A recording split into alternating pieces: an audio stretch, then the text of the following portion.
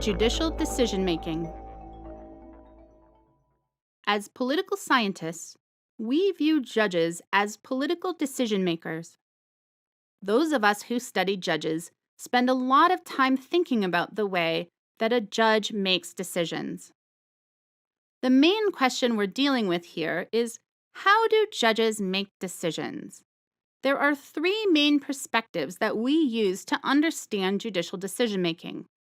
They each focus on a different facet of the decision-making environment. The first perspective focuses on the letter of the law. This includes all of the different sources of law we outlined earlier in the course, including the Constitution, statutes, administrative rules, and previous judicial precedent. This is called the legal perspective. The legal perspective argues that judges are largely constrained in their behavior by what the law actually says. This perspective is based on the assumption that the language of the law, broadly understood, is relatively precise. In other words, the law usually provides something akin to a correct or at least a better answer to the legal questions that judges have to answer. This means that judges have a fairly small area of real discretion. The legal perspective does not deny that judges are human. Our judges are among the most highly educated and thoughtful people in our society. They have usually given a lot of thought to issues of public policy, and they all have their own personal views about what our society should be like. But from the legal perspective, these personal views don't really influence the judge's decisions. If they do, it's only on the margins. This means that sometimes judges are forced by the law to make rulings that they don't personally like. Sometimes it's hard to know when this happens, but other times the judge may make a point of communicating dissatisfaction with the state of the law. Occasionally, they'll even call on lawmakers to change the law. In the 1982 case Griffin versus Oceanic Contractors, the strict application of the Jones Act resulted in a fairly absurd judgment against an employer. For the court, Chief Justice Rehnquist acknowledged the absurdity, but countered that the remedy for any dissatisfaction with the results in particular cases lies with Congress and not with this court. Congress may amend the statute. We may not. The second perspective on judicial decision-making focuses on these personal views of the judges. There are several different theoretical models that fit under this broad category, and for now we'll lump them under the heading of the personal perspective. This perspective argues that the personal characteristics of the judge have a sizable impact on the decisions that judge will make. This is based on the assumption that the law, by its nature as a collection of words, is imprecise. The law, again understood broadly, doesn't consistently provide a single correct or best answer to legal questions. For this reason, the law doesn't provide much constraint on the decisions that judges make. So, the judges have to find some other way to break the tie or to choose from among competing case outcomes.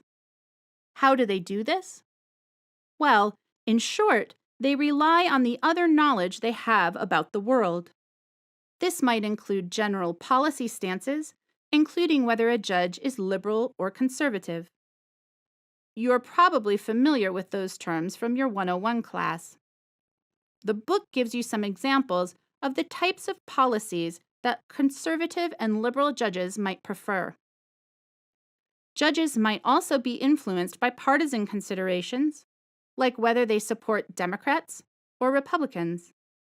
For reasons we'll discuss later in the course, this might be particularly important in the decision-making processes of some state court judges. But judges might also have particular personal experiences or interests that influence how much they care about particular issues. Take the example of Justice Clarence Thomas in the case Virginia versus Black. Thomas is pretty universally considered to be the most conservative justice on the Supreme Court. But over time, his experience as a Black child growing up under Jim Crow in the South served to change his position on whether the First Amendment protects hate speech in the form of cross-burning. Known for his characteristic silence in the courtroom, Thomas actually spoke up in these cross-burning cases. In Virginia versus Black, the court held that states could not assume that a person who burned a cross was motivated by an intent to intimidate. Justice Thomas dissented from this position. Although he didn't speak at oral argument in Cooper versus Harris, he did join with the liberals on the court in that 2017 decision to strike down racially gerrymandered districts in North Carolina. As Professor Scott Gerber put it, race sometimes influences Clarence Thomas's decision-making. In other words, the personal perspective denies that judges are particularly constrained by the law and that they find a way to make the decisions they like. The third perspective on judicial decision-making argues that the decision-making context matters. There are several theories that fall under this broader category of the environmental perspective. This collection of theories have in common the focus on the institutional context of judicial decision-making. It shares some of the basic assumptions of the personal perspective, namely that the judges try to pursue their policy goals and that the law doesn't constrain their behavior very much. However, the environmental perspectives do not think that judges are essentially unconstrained. The different theories posit different sources of constraint. For example, the decision-making of judges on appellate courts is constrained by the fact that they cannot make decisions unilaterally. In order to achieve their policy goals, they must convince several of their colleagues to side with them. In other words, the internal decision-making procedures of the court can influence the behavior of that court's judges. But there may also be external influences on judicial behavior. Judges may be swayed by the position of influential interest groups and the broader public opinion they might represent. For example, judges may be somewhat unwilling to make intensely unpopular decisions for fear that the public will lose confidence in the courts as an institution. In addition, the wishes of the other branches of government might influence the court. If the courts fear that other decision-makers may ignore their decisions, or perhaps influence public opinion against them, they may adjust their decision-making processes in order to protect their high public standing. Let's take a moment to watch a relatively famous example of this sometimes tense interplay between branches of government, here between the president and the court. With all due deference to separation of powers, last week the Supreme Court reversed a century of law that I believe will open the floodgates for special interests, including foreign corporations, to spend without limit in our elections.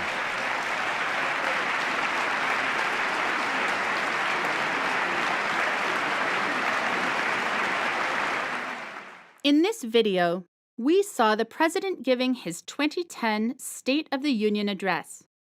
He was discussing the court's controversial decision in a campaign finance case called Citizens United. You can see several Supreme Court justices in the audience. They look quite uncomfortable as the president criticizes the court's decision in the case. You can even see Justice Alito mouthing the words, "Not true," as he shakes his head in disagreement. Of course, this president isn't the only one to be critical of the federal courts. A judge has just blocked our executive order on travel and refugees coming into our country from certain countries.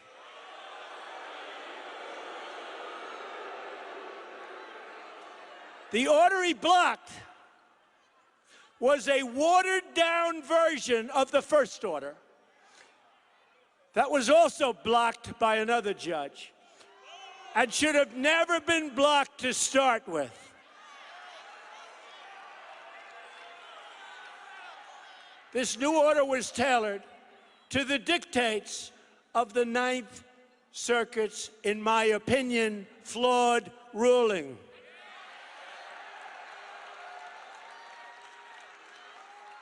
This is, in the opinion of many, an unprecedented judicial overreach. According to the environmental perspective, the judges have a lot of discretion, but their discretion is not unlimited. They understand that other branches can make the lives of judges more difficult, and the judges may adjust their behavior in response to this. In short, there are a lot of different perspectives on understanding judicial decision-making. The most important consideration is the degree to which and how we think judges are constrained. Can judges do whatever they want?